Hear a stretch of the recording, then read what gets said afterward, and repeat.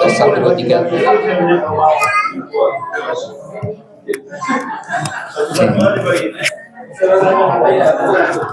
Oke, baik, kita mulai sekolah minggu dewasa ya.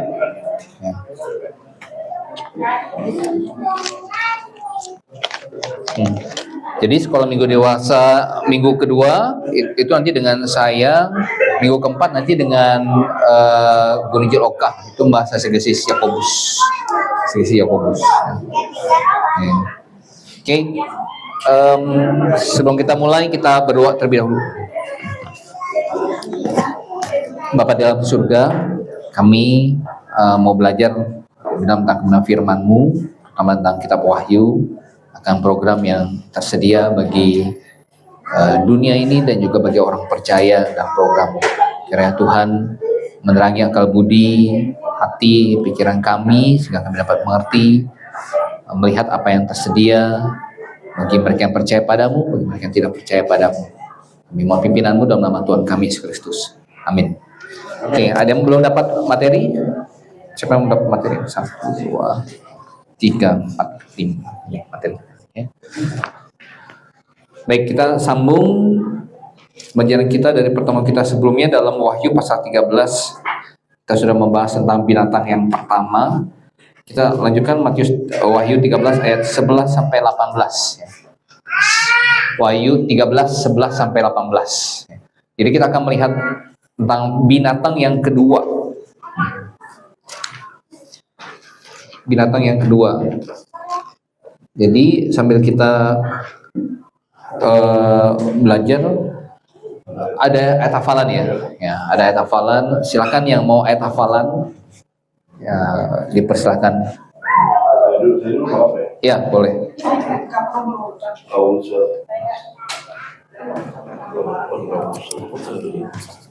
Halo. Oke. Sakaria 13 8-9. Maka seluruh negeri, demikianlah firman Tuhan, 2/3 daripada mereka akan dilenyapkan mati binasa, sepertiga dari mereka, tetapi sepertiga dari mereka akan tinggal hidup. Aku akan menaruh yang sepertiga ini dalam api dan akan memurnikan mereka seperti orang memurnikan perak. Aku akan menguji mereka seperti orang menguji emas. Mereka akan memanggil namaku, aku akan menjawab mereka. Aku akan berkata, mereka adalah umatku, dan mereka akan menjawab, Tuhan adalah Allahku.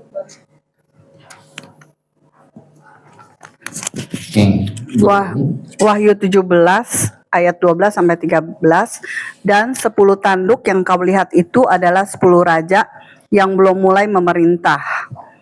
Tetapi 1 jam lamanya mereka akan diberi kuasa sebagai raja bersama binatang itu. Mereka seias kata, kekuatan dan kekuasaan mereka berikan kepada binatang itu. Dah. Michael.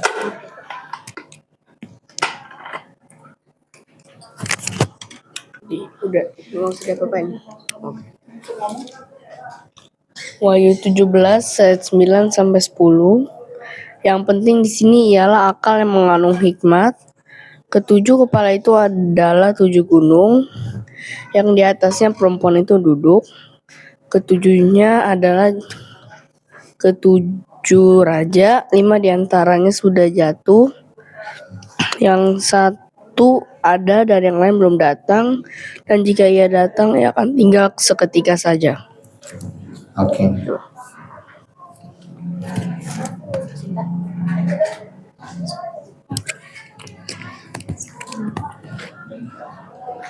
Satu Yohanes 2 ayat yang ke-18, anak-anakku, waktu ini adalah waktu yang terakhir, dan seperti yang telah kamu dengar, seorang antikristus akan datang. Sekarang telah bangkit banyak antikristus, dan inilah tandanya bahwa waktu ini benar-benar adalah waktu yang terakhir. Dan Daniel aku belum. Matius. Oke, Matius pasal 16 ayat 26. Apa gunanya seorang mendapatkan seluruh dunia tetapi kehilangan nyawanya? Apakah yang dapat diberikan sebagai ganti nyawanya? Oke.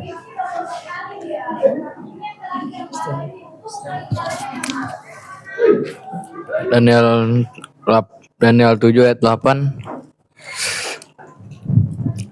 Sementara aku memperhatikan tanduk-tanduk itu tampak tumbuh dari antaranya yang lain, tampak tumbuh dari antaranya tanduk kecil yang lain, sehingga tiga dari tanduk yang dahulu itu tercabut. Dan pada tanduk itu tampak mata seperti mata manusia dan mulut yang menyombong. Oke. 2 Tesalonika 2 ayat 11 sampai 12. Dan itulah sebabnya Allah mendatangkan kesesatan atas mereka yang menyebabkan mereka percaya akan dusta, supaya dihukum semua orang yang tidak percaya akan kebenaran dan yang suka akan kejahatan. Ada lagi? Ada lagi nggak? Oke, Boni. 2 Tesalonika 2 ayat 7 sampai 8. Karena secara rahasia kedurhakaan telah mulai bekerja, tetapi sekarang masih ada yang menahan. Kalau yang menahannya itu telah disingkirkan, pada saat itulah si pendurhaka baru akan menyatakan dirinya, tetapi Tuhan Yesus akan membunuhnya dengan nafas mulutnya dan akan memusnahkannya kalau ia datang kembali. 2 Tesalonika 2 ayat 3 dan 4. Janganlah kamu memberi dirimu disesatkan orang dengan cara yang bagaimanapun juga.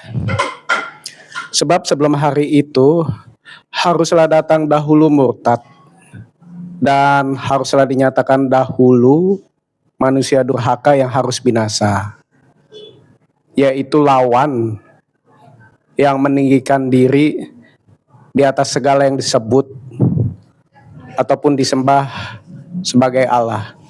Bahkan ia duduk di bait Allah dan mau menyatakan diri sebagai Allah. Oke. Oke, ada lagi? Sudah ya? Oke. Coba kita kembali lihat dalam kitab Wahyu, kita lanjutkan ayat 11 sampai 18, satu orang baca satu ayat ya. Karena sifatnya semua minggu kalau ada pertanyaan silakan langsung.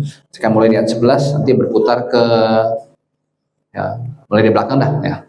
Pak Sonik ayat 12 ke Ibu, ke Intan ya. Ayat 13 11. Dan aku melihat seekor binatang lain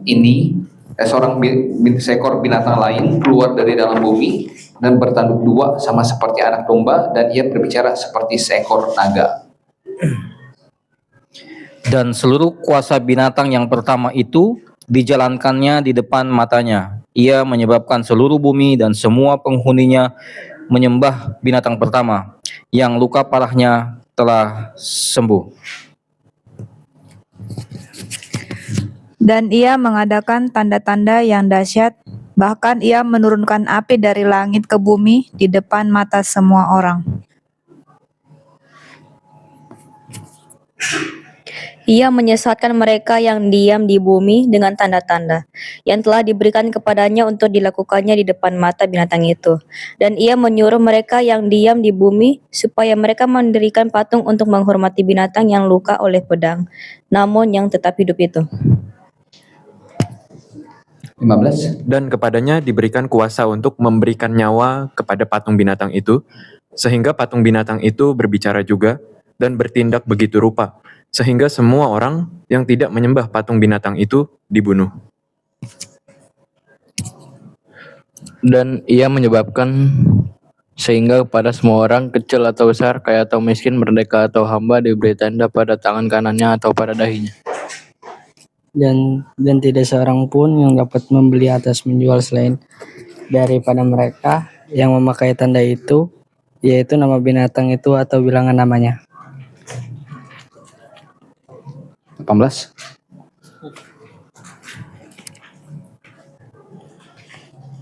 Ayat 18. Yang penting di sini ialah hikmat. Barang siapa yang bijaksana, baiklah ia menghitung bilangan binatang itu, karena bilangan itu adalah bilangan seorang manusia, dan bilangannya ialah 666. Oke. Ya. Jadi tes. Habis baterainya.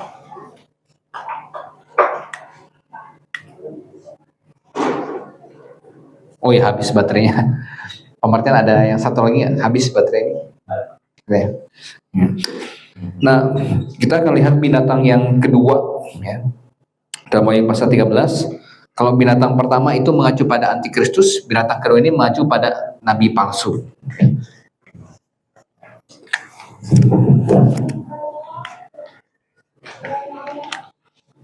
Oke. Thank you, Pak. Nabi palsu ya. Jadi tes cek 1 dari 3. Kalau kita ada ya Tritunggal, ya ada Allah Bapa, kemudian Putra, kemudian Roh Kudus. Ya. Nah, iblis mau tiru-tiru itu ada setan, iblis, kemudian ada antikristus, kemudian ada nabi palsu. Ya. Nah, ini kita sebut dengan ya Trinity. Ya. Tritunggal agak kecil. Ya, ini kita tidak sebut dengan Trinity ya. Tidak ada menyamai Trinity, triad. Ya. Nah, binatang yang kedua ini tentang nabi palsu.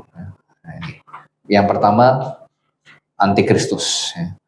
Binatang pertama mengacu kepada antikristus, binatang kedua mengacu kepada nabi palsu. Dalam Wahyu 16:13 kita mendapatkan triad jahat. Ya. Coba tadi sampai siapa? Ke Yosua ya. Nanti ke Ibu Oni kita baca Wahyu 16 ayat yang ke-13. Nah, jadi ada 3 pribadi triad jahat ini. Ya. Wahyu 16 ayat 13. Dan aku melihat dari mulut naga dan dari mulut binatang dan dari mulut nabi palsu itu keluar 3 roh najis yang menyerupai katak. Ya, ada mulut naga, mulut binatang, antikristus, dan mulut nabi palsu. Ya, ini binatang pertama, binatang kedua. Ya, lihat juga Wahyu 19 kita melihat akhir hidup dari antikristus dan nabi palsu. Bagaimana akhir hidup mereka? Setelah waktu Tuhan Yesus datang nanti semua pasukan mereka akan mati, terbunuh oleh pedang Tuhan. Sementara untuk antikristus dan nabi palsunya sendiri akan diturunkan hidup-hidup ke lautan api. Wahyu 19 ayat 20. Silakan ke Ibu Oni. Ibu Lini. Wahyu 19 ayat 20. Maka tertangkaplah binatang itu dan bersama-sama dengan dia nabi palsu yang telah mengadakan tanda-tanda di depan matanya, dan dengan demikian ia menyesatkan mereka yang telah menerima tanda dari binatang itu dan yang telah menyembah patungnya. Keduanya dilemparkan hidup-hidup ke dalam lautan api yang menyala-nyala oleh belerang. Ya, jadi mereka berdua tidak dibunuh, tapi langsung dilemparkan hidup-hidup ke dalam lautan api. Nah, lautan api ini berbeda dengan neraka. Nanti neraka juga akan dilemparkan ke dalam lautan api. Ibaratnya kalau neraka mungkin apinya merah, lautan api mungkin apinya biru. Panas. Kalau ditunjukkan. Oke, kita lihat. Nah, antikristus adalah seorang pemimpin militer, ekonomi, dan politik yang jago. Ya. Pemimpin militer, ekonomi, dan politik yang jago. Sementara nabi palsu adalah pemimpin rohaninya. Nah, mereka kerjasama. Yang satu pemimpin militer, politik, ekonomi. Yang nabi palsu ini pemimpin rohaninya.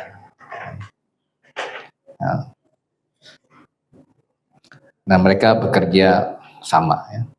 Dan dalam perikop kita siang ini, Yohanes memberikan detail tentang binatang kedua, binatang yang keluar dari dalam bumi. Oke, pertama kita lihat ya, bahwa ya, kembali Wahyu pasal 13, binatang ini dikatakan, aku melihat seekor binatang lain keluar dari dalam bumi.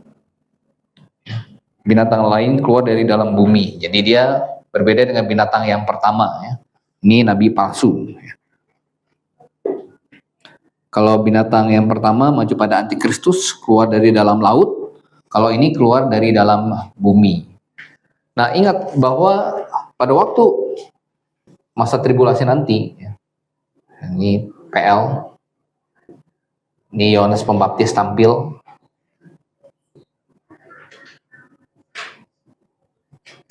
Ini disalibkan, masa gereja lokal, kemudian rapture, masuk ke tribulasi, 75 hari gap, kemudian ada kerajaan milenium, langit baru, bumi baru.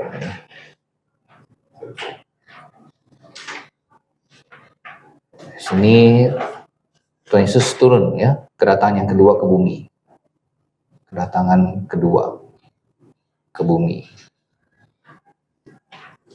Nah, setelah gereja orang-orang percaya yang ada dalam perjamuan-perjamuan baru, ya tentu kita tidak ingin hanya orang-orang di GBA saja. Tapi kalau ada orang GBA yang tidak ikut keangkat, berarti itu keterlaluan. Kita ingin sebanyak mungkin orang diselamatkan ya, diangkat. Meskipun mungkin mereka ada yang tersebar ke gereja lain ya, mungkin karena satu dan lain hal ikut suaminya atau tidak bisa bayar harga, ya. Mereka diangkat. Dalam masa tribulasi tetap akan ada gereja yang kumpul hari Minggu. Ya. Namun kita tahu itu berarti gereja baik pendetanya ataupun jemaatnya, mereka adalah orang-orang yang tidak diselamatkan. Ya. Orang yang tidak diselamatkan, yang kumpul hari Minggu ibadah raya atau kebaktian. Nah, sehingga kegiatan rohani masih berlangsung di sini ya, masih ada kegiatan rohani. Nah, sampai kemudian ya nanti di sini akan muncul antikristus ya. Sekarang kan dunia sedang kacau. Ya, Rusia perang sama Ukraina, Amerika perang sama Iran, sama Israel masih lanjut di Palestina ya. UEA mau ikut perang lawan Iran ya. Nanti akan muncul satu orang sesuai dengan Wahyu pasal 6 di mana dia maju memegang panah, busur tapi tidak ada panah dan merebut kemenangan. Itu bicara tentang antikristus ya. Bagaimana dia mengadakan perjanjian damai sesuai dengan Daniel pasal 9 ya, ada perjanjian damai palsu. Ya. Jadi antikristus akan muncul seolah-olah dia adalah satria pininggitnya ya.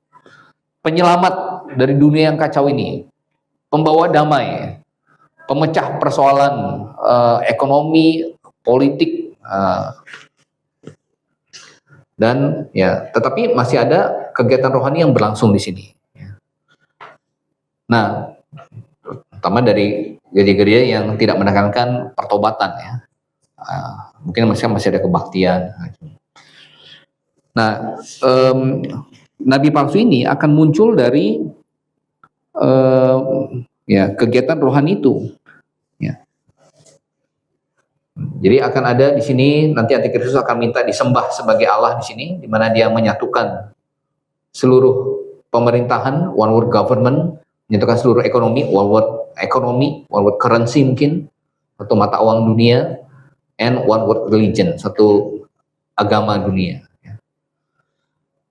Nah hari ini, ya makanya kok dalam seminar itu kita lihat ya selalu ada usaha untuk menyatukan ya, menyatukan berbagai macam kepercayaan di dunia, menyatukan agama-agama di dunia.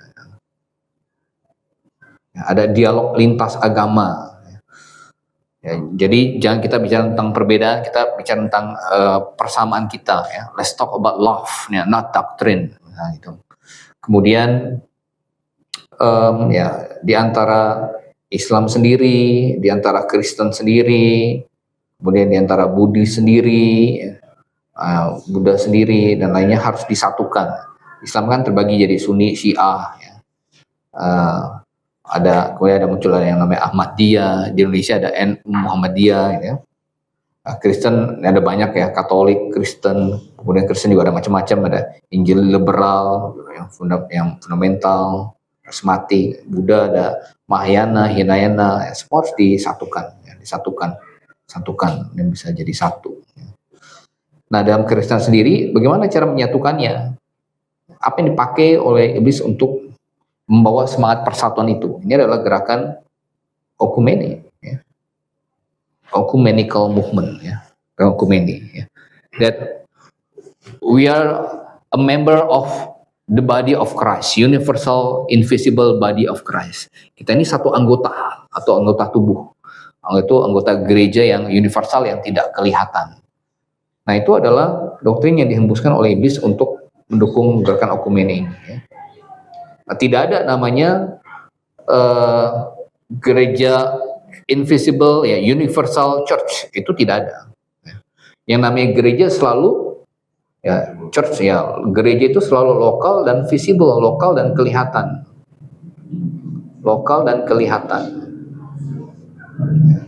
Yang universal dan invisible itu, invisible yang tidak kelihatan itu bukan mengacu pada gereja.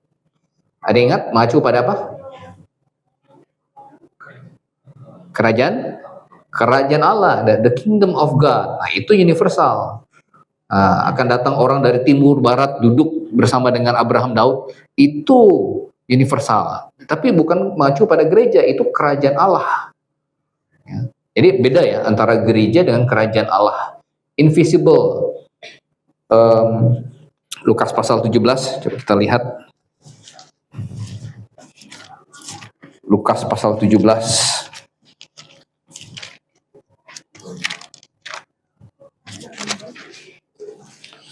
Ayat yang ke-20. Lukas pasal 17 ayat yang ke-20.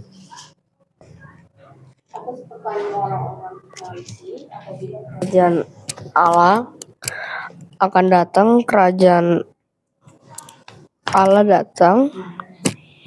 Ulang deh.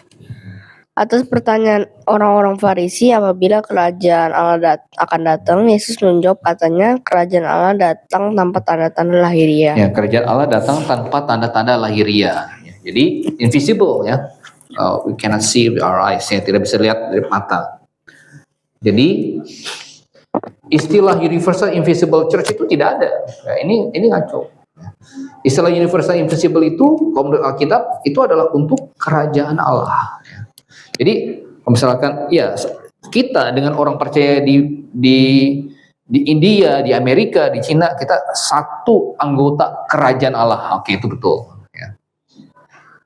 Tapi kalau dikatakan kita dengan orang percaya di Amerika, di Cina, di Afrika, kita satu gereja universal dan invisible, itu salah. Ya.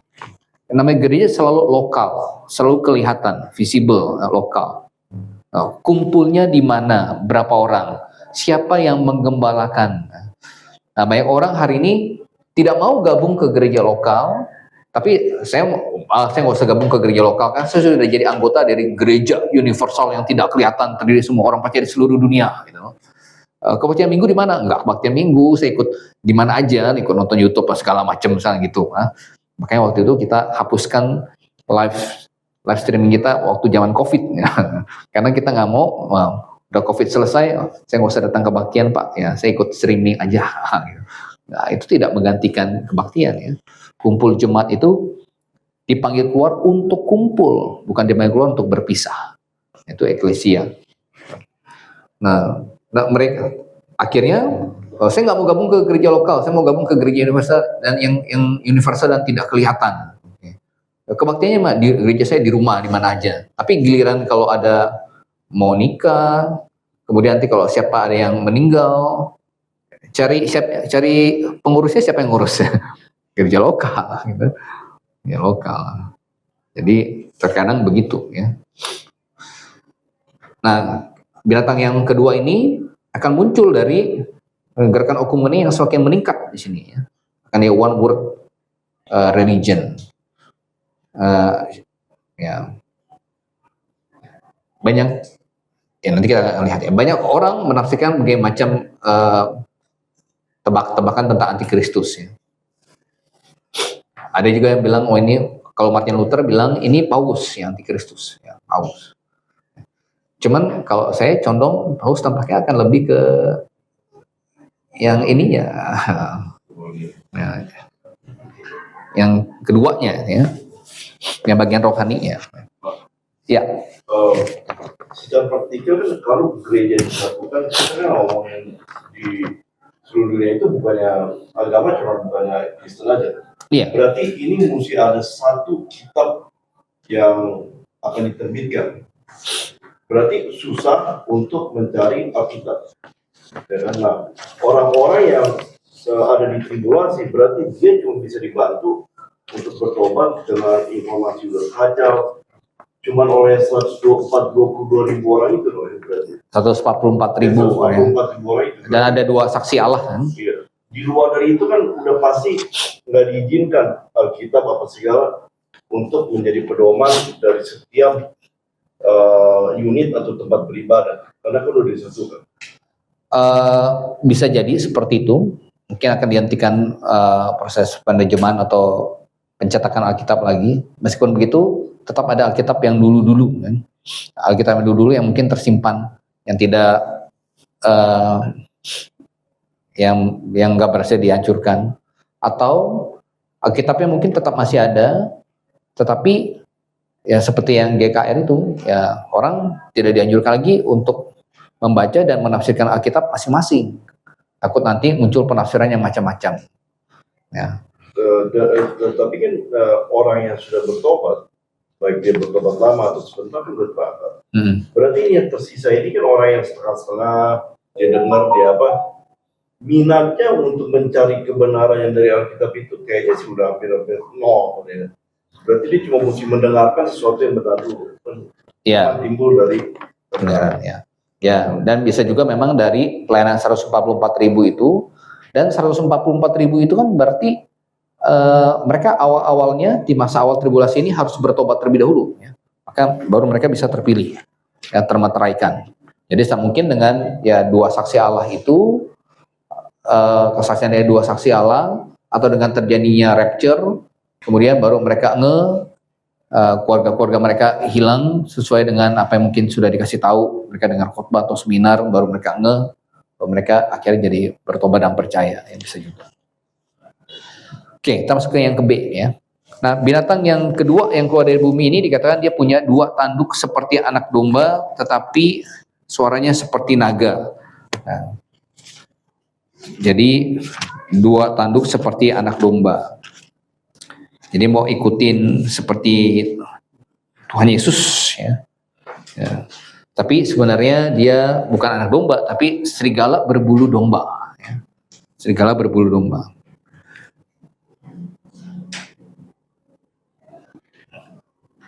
Kemudian kita lihat lagi, bertanduk 2 dan ia berbicara seperti seekor naga ya.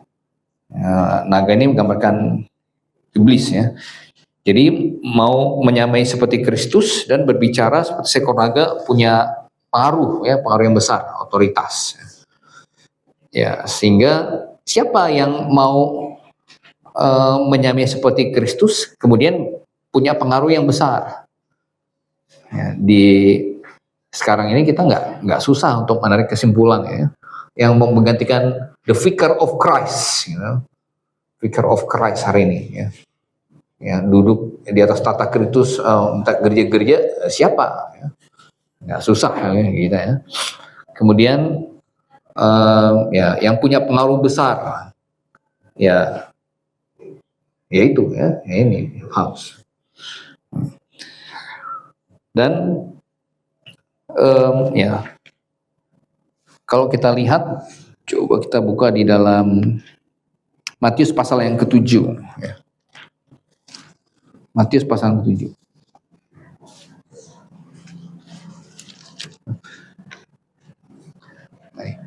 Yang kita masuk ke yang B sini ya. Ini mau menjumpai anak domba, tapi bicara seperti naga. Binatang kedua ini adalah serigala berbulu domba, memiliki penampilan seperti domba, tapi mengajarkan doktrin iblis. Dengan cara inilah dia akan menipu banyak orang. Bandingkan Matius pasal 7 ayat yang ke-15 sampai ke Kasinta. Matius 7 ayat 15. Waspadalah terhadap nabi-nabi palsu yang datang kepadamu dengan menyamar seperti domba, tetapi sesungguhnya mereka adalah serigala yang buas. Ya, waspada terhadap nabi-nabi palsu. Datang menyamar padamu seperti serigala berbulu domba. Ya, satu-satunya cara supaya kita bisa terhindarkan diri daripada penyesatan atau penipuan doktrinal ini adalah kita harus ya mantep ya. Mantep, berakar, bertumbuh dalam pengajaran yang benar ya, mantep. Sehingga kita bisa membedakan. Ya. Nah, bagaimana kita tahu dia nabi palsu atau bukan? Bukan dari penampilannya. Ya. Penampilannya banyak orang saksi Yehova atau pendeta-pendeta yang ajaran yang ngaco yang penampilannya meyakinkan ya. Mungkin dia berkarisma atau dia tampak ramah, mungkin banyak melakukan sumbangan. Tapi bukan itu yang membedakan. Bukan itu cara kita membedakan dia nabi palsu atau bukan. Dan kita membedakan dia nabi palsu atau bukan dan kita lihat dari pengajarannya. Apakah pengajarannya sesuai dengan Alkitab atau tidak. Oke, poin yang ketiga. Ini menjadi karakteristik daripada gereja Katolik Roma ya, sepanjang sejarah. GKR mengaku nama Kristus, bicara tentang damai pada saat yang bersamaan, karena terhadap mereka yang tidak setuju dengan doktrin mereka seperti yang telah kita saksikan dengan inkuisisi. Ya, hari ini ya puji syukur sudah tidak seganas seperti yang dulu di abad pertengahan. Tapi dulu waktu di awal-awal terbentuknya GKR di abad keempat itu sampai di abad pertengahan itu mereka sangat kejam. Hari ini nggak terlalu ya. Hari ini bahkan kita dikasih pinjam lapangan oleh sekolah Tarki yang sekolah Katolik ya, puji Tuhan. Ya. Tapi dulu itu ganas sekali. Itu alat-alat yang dipakai untuk menyiksa. Itu mereka buat satu kelompok yang namanya The Inquisitor. Ya, Inquisitor khusus untuk menangkap mereka yang tidak setuju dengan Inquisitor. Ya, bentukan dari Ignatius de Loyola, ya. Ignatius Loyola. Atas perintah dari Paus Innocent, namanya Innocent, tapi nggak innocent banget ya, 3. Ya. Mereka yang tidak setuju dengan kelompok Katolik culik, kemudian siksa. Kemudian kelompok ini juga diminta untuk membuat berbagai macam alat penyiksaan untuk membawa mereka kembali ke pangkuan ibu, Mother of Rome. Ya. Jadi mungkin saya pernah tampilkan di slide sejarah baptis waktu itu. Ada alat rak penyiksaan, satu ditarik ke atas, dua tangan diikat ke atas, dua kaki ditarik ke bawah, ya, penyiksaan. Ada heretics fork, ada kayak tong buat yang dituin bakar api, kemudian buat ya kayak dicubit, tapi cubitnya kayak pakai tang gitu ya, tang tarik. Kemudian ada puli yang di tangannya dikatrol ke atas, naik-naikin, ya. Kemudian tiba-tiba dilepas, langsung tiba-tiba ditarik, nah, jadi sendinya putus. Ya. Jadi berbagai macam alat penyiksaan yang sekarang itu dimuseumkan. Ya. Anda bisa cek di internet, ada. Itu menjadi bukti atau saksi bisu akan kekejaman keganasan Katolik di abad itu, abad pertengahan. Ya puji syukurnya sekarang sudah nggak terlalu gitu ya sekarang. Tetapi nanti ya, akan kembali ya ke situ. Oke, kemudian kita lihat inkuisisi ya. Di zaman kita banyak yang memiliki karakteristik yang sama dengan nabi palsu. Mereka mengklaim sebagai pelayan Allah, tapi mereka mengajarkan doktrin iblis. Ya. Setiap doktrin yang bertentangan dengan firman Tuhan adalah doktrin iblis karena Roh Kudus hanya mengajarkan kebenaran walaupun ada banyak doktrin palsu yang buatan manusia. Oke. Oke, untuk bagian A dan B ada pertanyaan Ini menjadi karakteristik dari Gereja Katolik Roma. Ya. Iya, Pak Seni. Yang tadi Pak Gembala sampaikan yang katakan anti itu adalah seorang yang pemimpin Militer, politik, ekonomi. politik dan ekonomi.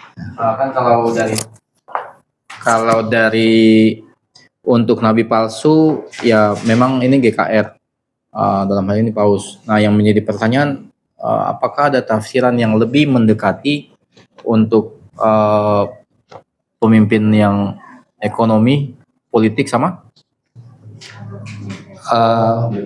Ekonomi, politik, militer. militer? Ya, maksudnya secara tafsiran yang artinya mungkin yang selama ini ada yang lebih dekat, karena kan kalau misalnya kita tafsir dia ke China itu kan seperti impossible gitu untuk maksudnya pribadinya ya Pak?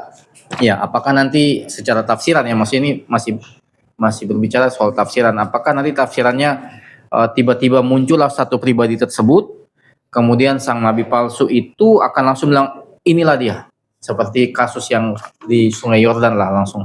Kan kalau tadi Trinity, terus ya ada kopi-kopi lah bahasa seperti begitu. Ya, seperti jadi makasih. Ini penyiap jalannya, ini jadi kayak Yohanes Pembaptisnya. Ya. Ini Yesusnya, ini mau ganti Yesusnya, ini jadi Yohanes Pembaptisnya. Ya. Nah, kalau di dalam film Left Behind itu, pemimpin militer, politik, ekonomi, itu adalah pemimpin PBB, sekjennya PBB. Ya. Ya, mereka tafsirkan seperti itu. Ya, mungkin juga sih, karena yang secara politik berpengaruh ya hari ini PBB ya. Mungkin juga ya. Oke, masuk ke C ya. Nah, nanti kita akan lihat yang dari tanda 666 itu akan ada banyak penafsiran. Ya. C. Ia menyebabkan penduduk bumi menyembah binatang yang pertama. Ini tujuan dari nabi palsu. Pekerjaan utama nabi palsu adalah menarik perhatian orang kepada antikristus, membuat mereka menyembah antikristus, dan untuk pekerjaan inilah dia mendapatkan kekuatan antikristus. Tampaknya dia mau mengimitasi Roh Kudus. Ya. Roh Kudus memuliakan Yesus. Nah, si nabi palsu memuliakan antikristus. Coba kita buka di Yohanes 16. Nah, ini lihat itu ya, iblis mentukang plagiat ya. Yohanes 16:13.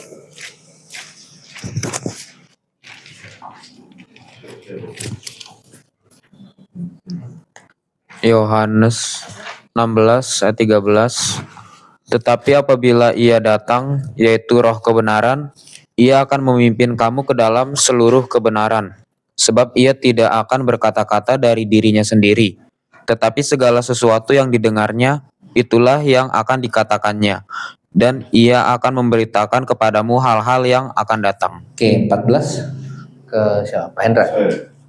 Ia akan memuliakan aku, sebab ia akan memberitakan kepadamu apa yang diterimanya daripada. Ya, ia akan memuliakan aku. Jadi Roh Kudus memuliakan Kristus, nabi palsu akan memuliakan antikristus. Ya. Nah, sudah rapture ini kan Roh Kudus udah nggak ada di dunia ini. Iya, jadi tapi dia ada di surga. Nah, dia gimana dia datang lagi atau? Nah, cara kerja. Nah, sebenarnya tadi saya singgung ya. Kenapa Daud? Waktu Daud mengalahkan Goliat, apa yang dilakukan Daud setelah Goliat mati kena umban batu itu? Ini soal Daud ngapain Goliat? Ya, Daud penggal ya. Bayangkan pancung penggal kepala raksasa. Daud masih kecil. Kuat gak sekali tebas? Gak kuat. Pasti mirip-mirip kayak ISIS ya. Kepala loh, darahnya muncrat kemana-mana. Nah, tadi di Oka khotbah 100 kulit katan. Tahu kan kulit katan? Ada yang nggak tahu kulit katan? Kulit itu nggak tahu ya. Kulit burung laki-laki gitu. Kulit burungnya. Ya. Sunat itu. Nah, itu dipotong ya. Sunat 100-nya. Nah, gimana cara Kan nggak mungkin Daud, ayo buka sunat massal bangsa Filistin siapa yang mau gitu. Nah, dimatiin dulu pasti salah satu ya. Kalau nggak dimatiin dipotong, ya pasti nggak ada yang mau dipotong ya. Nih potong pasti berantem dulu ya. Dimatiin, potong. Udah dipotong baru ya potong lagi kulitnya ya. Nggak tahu kepalanya ikut kena potong apa enggak gitu ya. Mungkin kulitnya nggak kumpulin. Nah, bayangkan siapa yang hari ini bisa lakukan itu ya? Ada orang percaya yang bisa lakukan itu, ada orang GBI yang bisa lakukan itu. Nah, apa bedanya? Karena waktu jam PL, Roh Kudus itu tidak tinggal. Roh Kudus itu kadang turun atau hinggap. Ya, jam PL. Zaman PB, zaman kita, Roh Kudus itu bukan hinggap. Roh Kudus itu sekarang tinggal ya. Tinggal. Orang percaya yang sudah ada ditinggali oleh Roh Kudus itu saya yakin nggak mungkin dia bisa lakukan itu ya. Saya menggaprak kemudian matiin 100 orang, kemudian potong burungnya buat ambil kulit katannya ya. Nah, dalam tribulasi nanti ketika Roh Kudus yang menahan ini diangkat bersama dengan ya, karena Roh Kudus tinggal dalam diri orang percaya diangkat. Cara kerja Roh Kudus akan seperti dalam PL. Roh Kudus turun hinggap. Ya, hinggap. Ya, jadi tidak tinggal ya orangnya. Sehingga ketika di sini nanti terjadi peperangan, ya bisa orang percaya bisa lakukan seperti waktu mereka PL ya, nah, tumpas pasukan antikristus misalnya. Nah, karena berbeda ya cara kerja Roh Kudus. Roh Kudusnya hinggap turun, tidak lagi tinggal. Tadi apa ya? Kok sampai ke situ ya? Oh, yang cara kerja Roh Kudus itu kan? Ya. Oke, begitu juga Nabi palsu ini tidak akan berfokus pada dirinya sendiri, melainkan akan berfokus kepada antikristus. Dia akan membuat patung antikristus, Wahyu 13 ayat 14. Dia akan menipu banyak orang melalui mujizat-mujizat palsu. Dia akan menurunkan api dari langit, menghidupkan patung binatang itu sehingga patung itu berbicara. Dengan bantuan telekomunikasi modern, seluruh dunia dapat menyaksikan ya peristiwa ini. Ya, karena kita baca dalam Wahyu pasal 13 dikatakan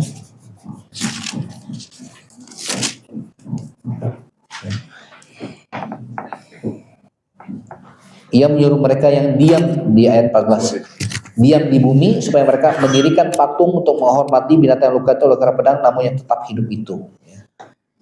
Ayat 13-nya, ia menurunkan api dari langit ke bumi di depan mata semua orang ya. Dulu zaman Yohanes akan berpikir bagaimana itu bisa dilakukan ya. Sehingga para penafsir yang kurang iman, yang tidak percaya secara literal bisa dilakukan, ini simbol segala macam. Tapi dengan kita yang percaya literal, apalagi dengan teknologi sekarang, hal ini mudah sekali dilakukan ya. Masukin aja akun TikTok, viralkan ya. Atau ya buat live di YouTube. Wah, semua orang ya lihat ya. Setan mampu melakukan hal ini. Coba kita buka dalam 2 Korintus pasal 11 ya. Kita balik lagi baca ke belakang ya Pak Sony, 2 Korintus pasal 11.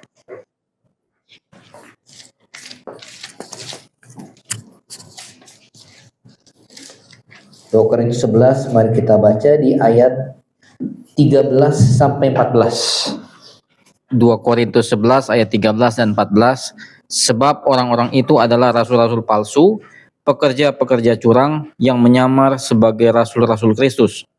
Hal itu tidak usah mengherankan, sebab iblis pun menyamar sebagai malaikat terang. Ya, iblis pun menyamar sebagai malaikat terang. Ya, jangan heran. Nah, ia bisa menyamar sebagai malaikat terang. Ini yang dilihat oleh Joseph Smith. Ya, dia melihat terang. Malaikat terang datang kepada dia kasih satu lempengan emas. Ya, malaikatnya namanya Moroni. Dan Joseph Smith, ada yang ingat Joseph Smith pendiri apa? Ya, Mormon. Ya. Pendiri Mormon. Church of Latter-day Saints. Gereja Kudus di hari-hari terakhir. Kalau Anda lihat ada satu bule, satu orang Indonesia pakai baju putih hitam, ada kartu name tag-nya di sini, itu Mormon. Ya. Itu Joseph Smith. Dia lihat malaikat terang, kasih dia lempengan emas. Waktu ditanya mana lempengan emasnya, boleh lihat? Tidak boleh, hanya saya yang melihat ya, untuk orang. Tapi bukan hanya Joseph Smith, banyak pemuka-pemuka agama lain mendirikan doktrin mereka, termasuk juga dengan sektenya, kultnya, karena berdasarkan penglihatan lihat malaikat terang. Nah, malaikat terang. Yuk, siapa yang bisa kasih contoh lainnya? Siapa? Mr. M. Tahu maksud Mr. M? Ya, Mr. M. Yang dia bilang Jibril, yang datang saya. Ada lagi?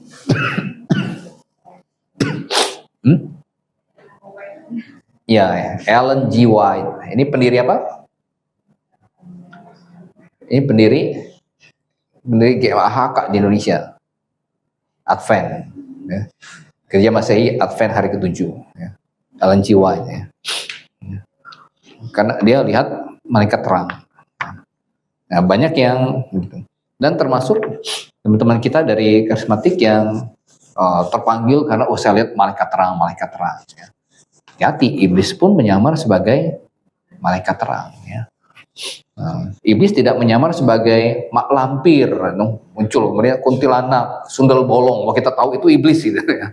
Kita tahu itu iblis. Ya. Kemudian sundal bolong datang pada saya malam-malam mengajarkan begini, kita tahu wah ini dokternya iblis pasti. Itu tidak bisa menyesatkan orang ya. Mak lampir atau Lea datang malam-malam mengajarkan begini, ya, itu kita tahu ini iblis. Ya. Tapi yang menipu yang dahsyat adalah ya, iblis nyamar jadi ya, malaikat terang. Nah, itu yang dahsyat. Oke, Tuhan Yesus sudah peringatkan dalam Matius 24 ayat 24. Ya. Minta tolong Ibu Yuni, Matius 24.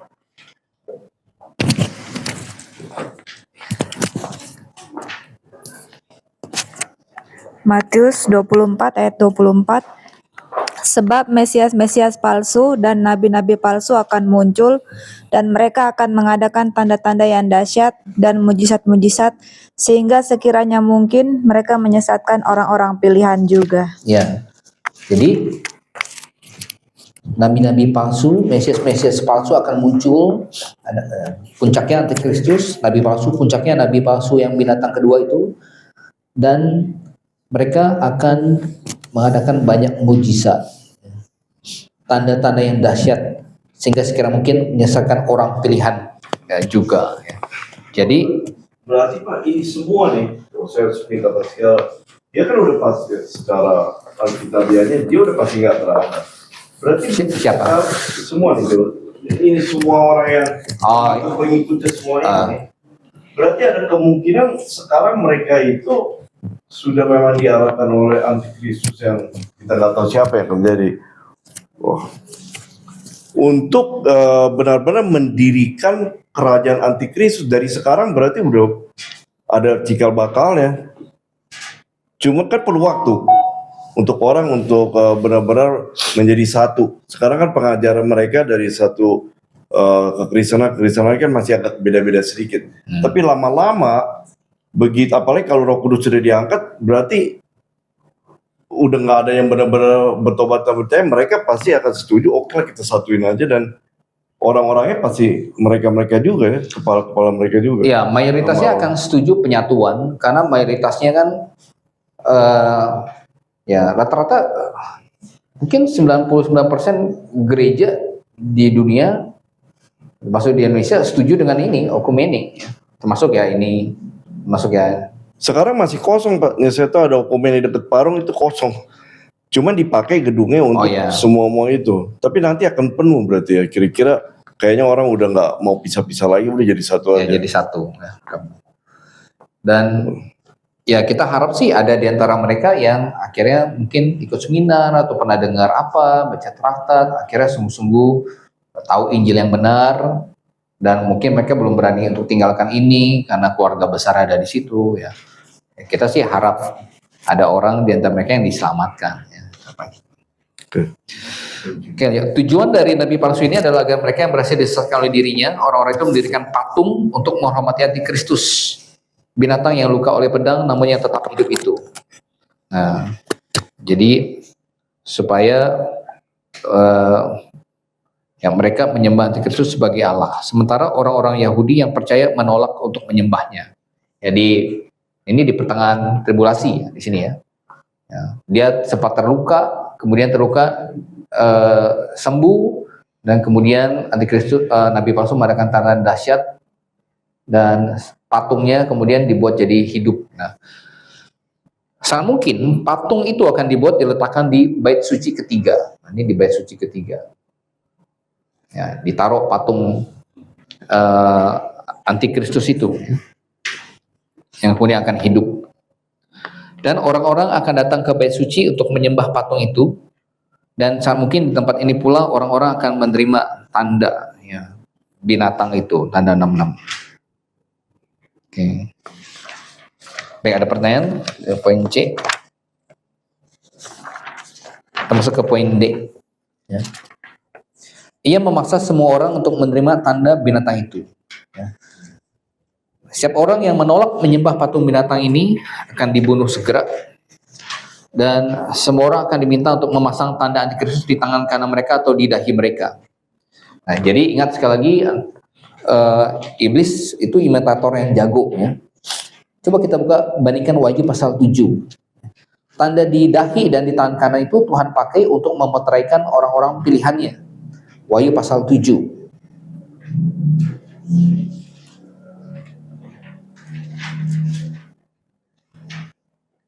Ayat yang ketiga.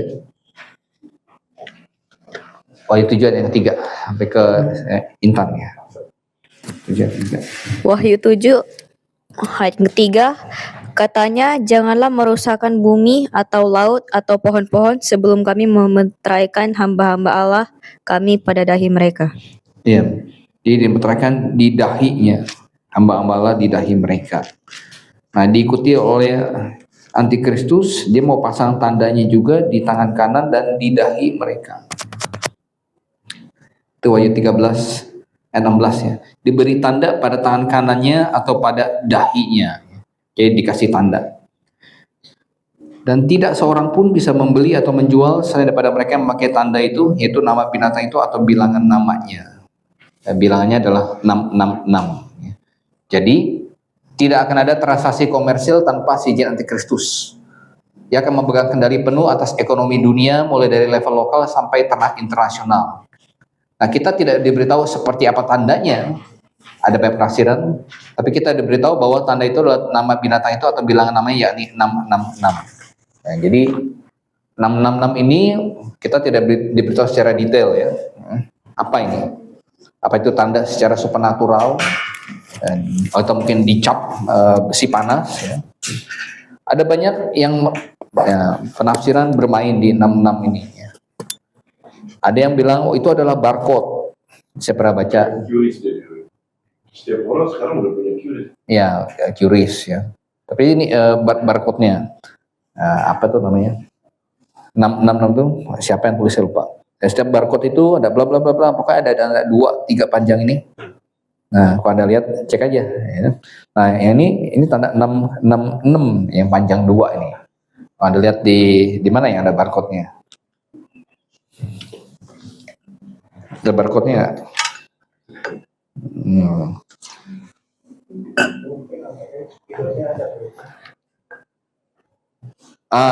Spidol ini ada nih ya. Ya, ada tanda yang jadi semua ada tanda yang garis ini. Jadi mereka tafsirkan nih 666 ya, kalau Anda lihat di barcode itu. Ada juga 66 ini adalah sebenarnya Yohanes lihat itu karena dia di Romawi, itu tanda angka 6 Romawi ya, 666 ya. Ya, dia bilang ini www website ya, internet gitu. Macam-macam ya. Ya 666. Kemudian ada juga yang mengkaitkan dengan Salomo. Ya, Mordekai Salomo, coba lihat di 1 Raja-Raja 10 ayat 14 ya. Bahwa Antikristus nanti mulanya bagus, tapi kemudian dia terkorupsi oleh dosa, jadi ke model Salomo gitu. akhirnya jadi manusia durhaka. 1 Raja-Raja 10:14.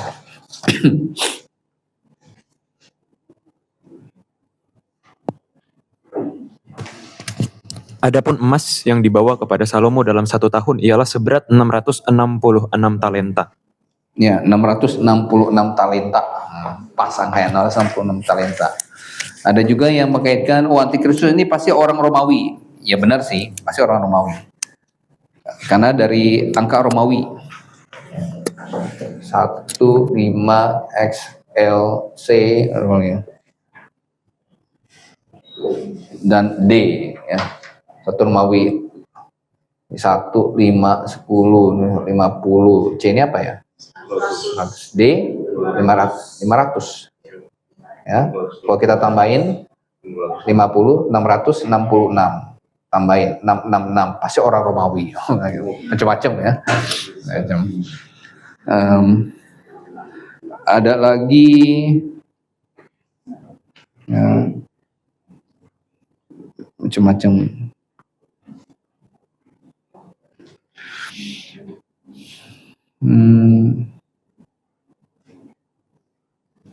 Ya. Sampai ada yang dibuat-buat nama Yesus dalam bahasa Yunani itu kalau ditambahkan Yesus ya. Yesus.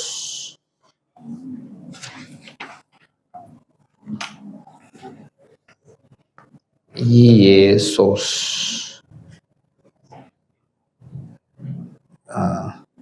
Ini 10, 8, 200, 70, 400, Yesus ini 60. Sigma 200. Ya, kalau ditambahkan nama Yesus dalam bahasa Ibrani, Yesus itu 8888, 888, bukan 77, 888. Nah, kalau antikristusnya ya 666. Jadi macam-macam. Hanya kita tidak tahu secara detail ya. Ya tanda ini ya 666. Ya, itu tidak diberitahu pada kita ya. Apapun tanda dari binatang itu, kita tahu hal itu tidak akan terlaksana hingga paruh kedua masa tribulasi. Hingga di sini ya, baru muncul tanda 666. Jadi di sini belum ada ya. Jadi kita tidak perlu takut misalkan pakai QRIS misalnya. Pakai QRIS atau pakai website. Kita beli barang yang ada barcode-nya, itu bukan tanda 666. Tanda 6 nanti di paruh kedua dari masa tribulasi. Ya. Bait Allah yang ketiga itu bukan di pertengahan itu akan dihancurkan.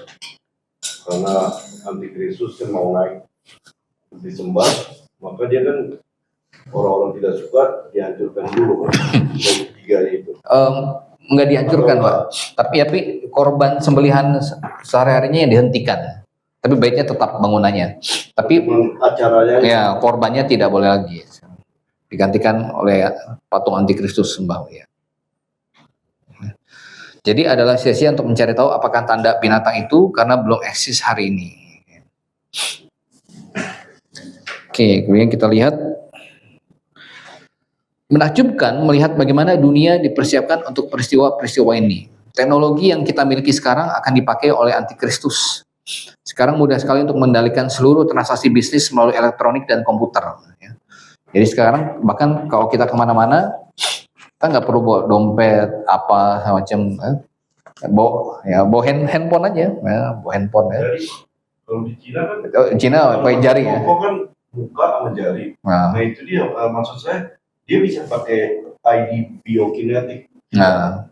Nggak usah pakai apa-apa. Itu kita tahu apa nomor kita. Ya itu lebih canggih lagi, berarti tinggal klik gitu ya. Kalau kita di sini masih pakai handphone ya, yang pakai handphone.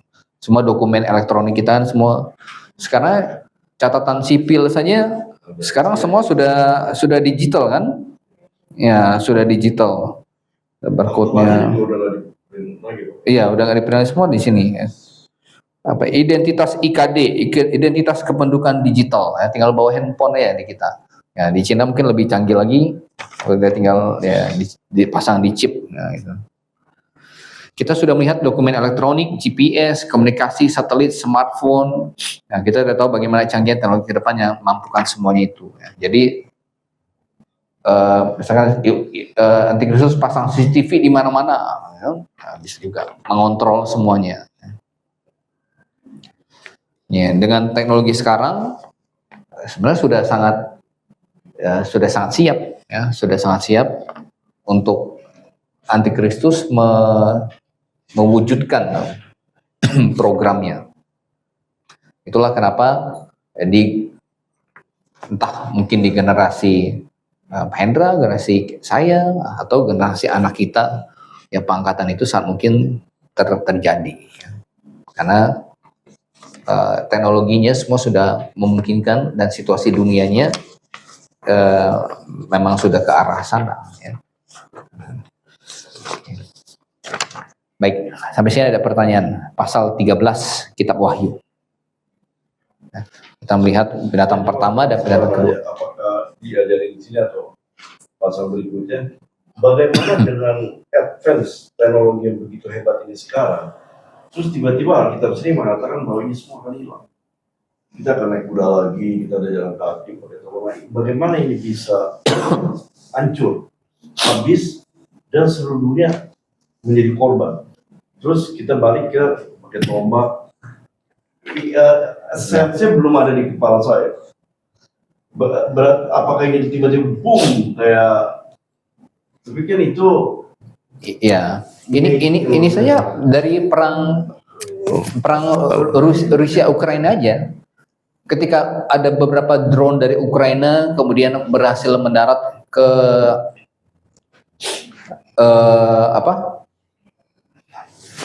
Rusia. Pabrik-pabrik energinya Rusia sudah kalang kabut, ya, mati listrik, kemudian segala macam. Itu baru begitu. Apalagi dengan berbagai macam bencana yang terjadi di sini, gempa bumi, kemudian ditimpukin batu seberat 50 pon dari ini, ya. Manufaktur akan, kemudian sebelumnya juga akan ada peperangan, ya. Jadi manufaktur dan perusahaan-perusahaan energi pasti akan banyak yang stop produksi, ya. Kalau itu semua terjadi, ya akan kembali. Mungkin ada beberapa teknologi yang bisa, ya, teknologi canggih yang mungkin ini bisa bertahan, tapi mungkin tidak banyak. Ya akan kembali ke masa primitif lagi. Ya. Seperti ya kita kan sekarang susah, misalkan BBM, ya.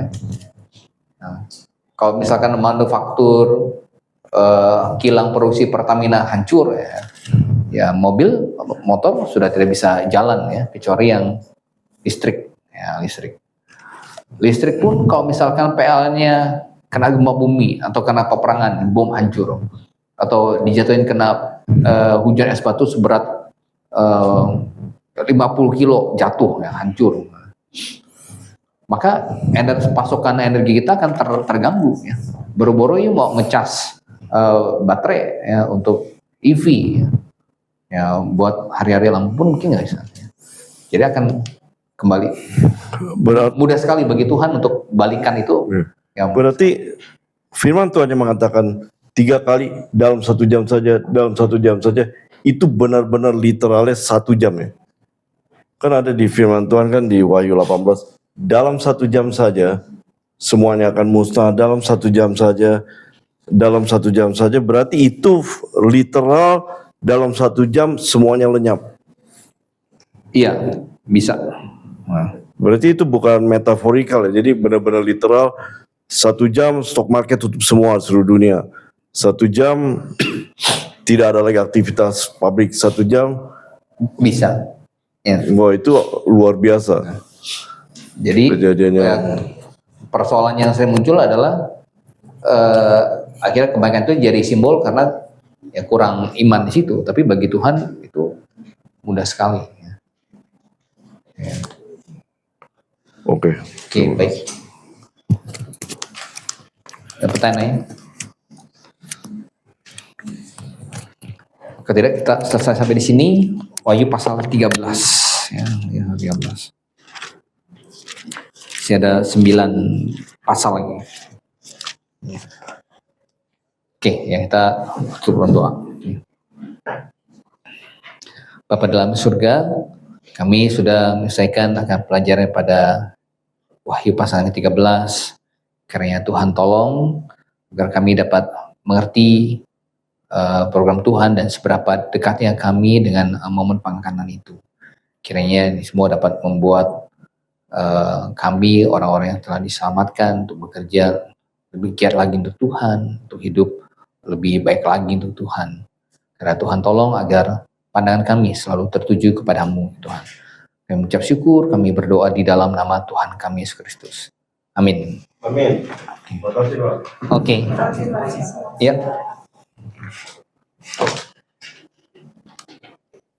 Habis.